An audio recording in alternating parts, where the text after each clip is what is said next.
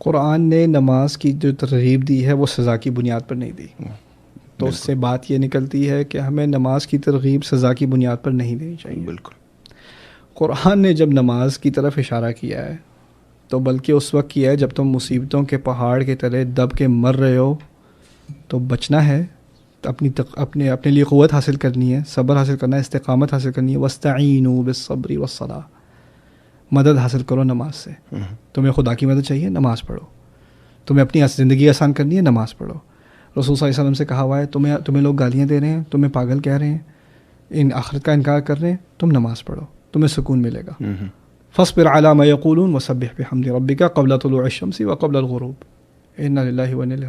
آپ کی اولاد کی وفات ہو گئی، ٹھیک ہے، آپ کا چچا صلی اللہ علیہ وسلم، آپ کا اپنا چچا صحن کے اس طرف سے چیخیں مار مار کر خوشیاں منا رہا ہے کہ رسول صلی اللہ علیہ وسلم کا بیٹا مر گیا.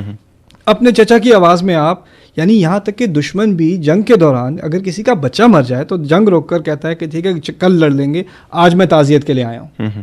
آپ کا اپنا چچا جو ہے وہ گنگنا رہا ہے کہ اولاد مر گئی، بطر محمد بطر محمد، محمد کا نام آگے ہی نہیں جائے گا. اس وقت کیا کہا رسول صلی اللہ علیہ وسلم سے، کیسے آپ کوپ کریں اس پین سے؟ فصلی لربک وانحر، آپ نماز پڑھیے. نماز ایک بینیفٹ کے طور پر قرآن میں ڈسکرائب کی گئی ہے. نماز اگر آپ نے اس دنیا میں سکون حاصل کرنا ہے، پیس حاصل کرنا ہے، ہدایت حاصل کرنی ہے، اپنے مسائل کا حل ڈھونڈنا ہے تو آپ نماز میں ڈھونڈیے. اسی لیے آپ کو نماز دی گئی ہے.